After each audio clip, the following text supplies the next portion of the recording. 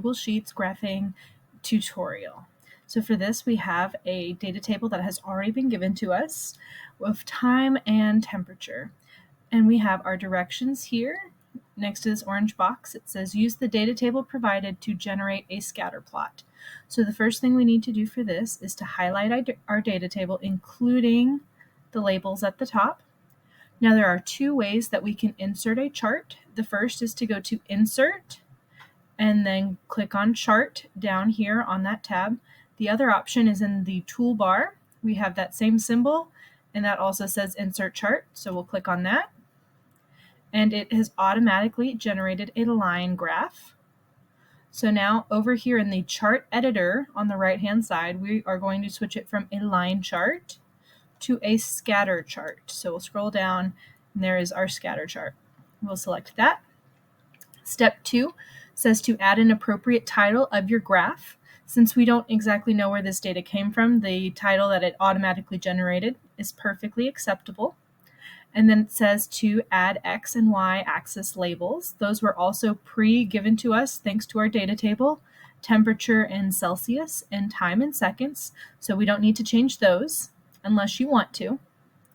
Then step 4 says add a linear regression equation. So that is also going to be over here in the chart editor. So what we're going to do is we are going to go to Customize, and then we are going to click on Series. Here is where you can change the color and shape of your points on your graph. So you can change it, the color, the size, the shape, all of that if you would like to. But what we're interested in here is clicking on this checkbox that says trendline. So that has automatically added a linear regression equation there.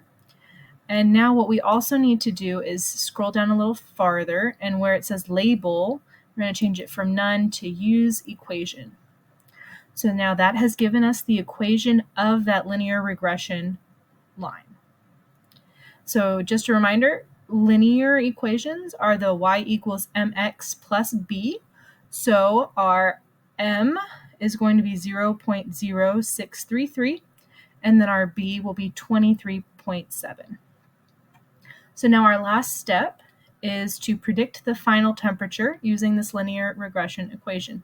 So down here on the left-hand side, it says if this experiment continued for another 100 seconds, to where the final time is 400 seconds, what would we expect this final temperature to be?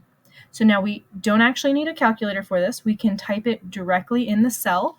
So we're going to type equals 0.0633 asterisk, or the star, for times. And for X, we're going to plug in that 400 seconds as the time. And then we're going to type plus our B, which is 23.7.